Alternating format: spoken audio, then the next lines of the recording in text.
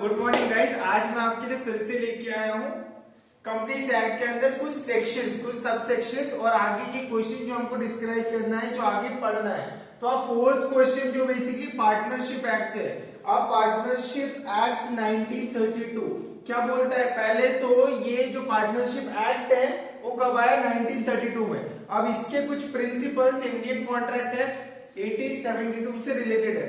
तो partnership act क्या बोलता है? पार्टनरशिप बोलता है कि जहां पे दो या दो से ज्यादा पर्सन एग्री होते हैं पार्टनरशिप के लिए और कोई बिजनेस स्टार्ट करना चाहते हैं। बिजनेस स्टार्ट करने से जो भी प्रॉफिट होगा, जो भी शेयरिंग्स होगी, जो भी लायबिलिटी होगा, वो दो पार्टनर मिलकर करेंगे।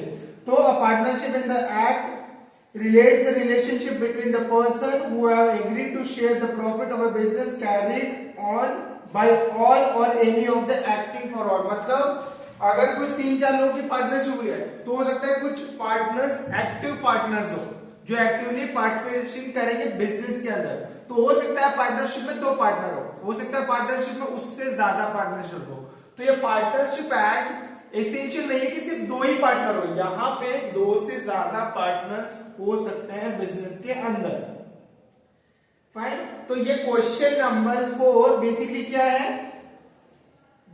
The relationship of a partnership arise from a contract and not from the status. Discuss the statement and state the essential elements of a partnership। तो क्वेश्चन ये है कि the relationship of partner arises from, कैसे वो build होगा partnership act और उसके अंदर क्या क्या एसेंशियल एलिमेंट होते हैं वो। तो क्या लिखा हुआ है? The statement the relationship of partnership arises from the contract and not from the status. इसका क्या मतलब? Means that a partnership is created by agreement. Agreement होना चाहिए, वो रिटर्न होना चाहिए, ताकि वो एक एविडेंस हो कि दो पार्टनरशिप के बीच में क्या पार्टनर्स का इन्वॉल्वमेंट है, किसका बिजनेस वो बेसिकली करना चाहते हैं, between 2 or more persons rather than by an inherent status or position। मतलब ये चीज इसमें इन्वॉल्व होनी चाहिए। Other words, a partnership is a voluntary relationship. मतलब दो पार्टनर्स कोई भी बिजनेस स्टार्ट करेंगे तो अपनी इच्छा अनुसार करेंगे, कोई फोर्सफुली नहीं। उनका मन होगा कि मुझे बिजनेस सेटअप करना है, उनका मन होगा कि मुझे इस लाइन में काम करना है, तो वो पार्टनरशिप के लिए आएंगे। In other words, the partnership is a voluntary relationship that is established by contractual agreement। मतलब दोनों पार्टीज के बीच में कॉन्ट्रैक्ट होगा, सहमति होगी, एक नया कॉन्ट्रैक्ट बनेगा। rather than by an automatic or inherent right। Automatically क्या मतलब? किसी के थ्रू नहीं, वो उनका मन होगा तो पार्टनरशिप में आएंगे। कितने का प्रॉफिट लेके आएंगे, कितने का कैपिटल लेके आएंगे, कितने का लायबिलिटी लेकर आएंगे, वो इसके अकॉर्डिंग होगा। मतलब कोई भी चीज फोर्सफुली नहीं, कि थ्रू कॉन्ट्रैक्चुअल ऑब्लिगेशन राइट्स के थ्रू ये पार्टनरशिप बनेगा। तो क्या है क्वेश्चन में? This statement is based on the concept that partnership is a creature of contract. Contract बनेगा तो ही पार्टनरशिप होगी।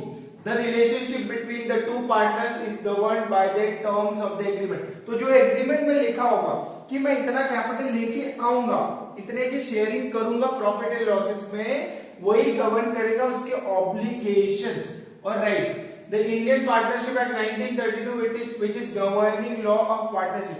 तो ये इंडियन गवर्नमेंट में जितने भी इंडियन कॉन्ट्रैक्ट एक्ट होते हैं उसके लिए इंडियन पार्टनरशिप एक्ट 1932 आया।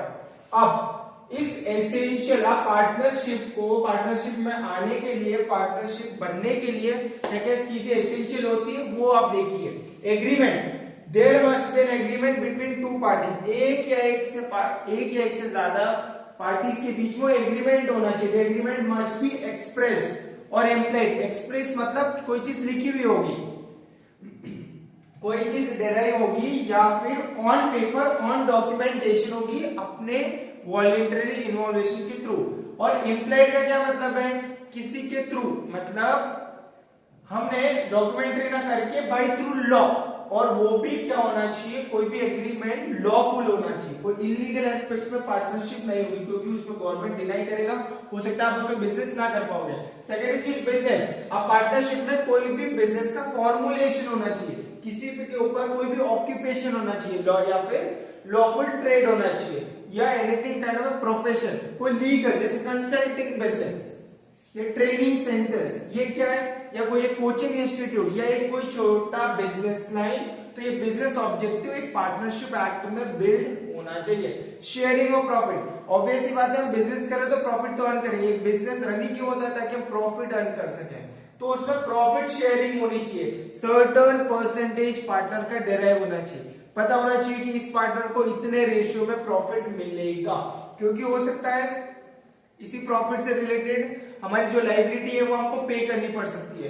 हो सकता है कोई पार्टनर छोड़ जाए बिजनेस में, तो उसकी शेयरिंग उसको उतना प्रॉफिट मिलना चाहिए। म्यूचुअल एजेंसी, इसका मतलब है दोनों के बीच में म्यूचुअल अंडरस्टैंडिंग होनी चाहिए, म्यूचुअल एग्रीमेंट होना चाहिए, जॉइंट ओनरशिप होनी चाहिए। The partner must agree to jointly own the assets of the business, मतलब ओनरशिप होनी चाहिए basically. This means that each partner has a share in the ownership. जो भी बिजनेस एसेट्स है या जो भी लायबिलिटी है, जो भी ओनरशिप है, वो दोनों को जॉइंटली और सेवरली ये चीजें होनी चाहिए। अब यहाँ पे वर्ड लिखा हुआ है jointly responsible for the liability. अब प्रॉफिट शेयरिंग है, कैपिटल लेके आया, तो ऑब्वियस सी बात है कि जो लायबिलिटी है वो भी उन पार्टनर्स को रेशियो के हिसाब से, शेयर के हिसाब से बांटना पड़ेगा। नंबर्स ऑफ पार्टनर, तो एक पार्टनरशिप में कम से कम 2 पार्टनर्स होना चाहिए। ऐसा नहीं होना चाहिए कि एक ही सिंगल पर्सन ओनर है और उसने वो तो फिर क्या हो गया, सोल प्रोप्राइटर हो गया, प्रोप्राइटरशिप बिजनेस हो गया, not a partnership. But there is a maximum limit on the number of partners, मतलब मिनिमम कितना है, 2 है, मैक्सिमम कितना भी हो सकता है। लॉफुल बिजनेस, मतलब कोई भी बिजनेस कंडक्ट कर रहे हो या जो भी चीज प्रोसेस कर रहे हो लॉफुल होना चाहिए, वो पार्टनरशिप वैलिड होना चाहिए, क्योंकि इनवैलिड होगा तो कोई भी आपको बिजनेस नहीं करने देगा। तो इस क्वेश्चन में हमने डिस्कस करा partnership is a contractual relationship between 2 और मोर पर्सन, क्या लीगैलिटी होती है इस क्वेश्चन के अंदर और क्या एसेंशियल एलिमेंट होते हैं। हम आगे डिस्कस करेंगे क्वेश्चन नंबर 5 में कि इसके आगे का पार्ट क्या है, डिस्कस करते हैं अगली क्लास में। फाइन।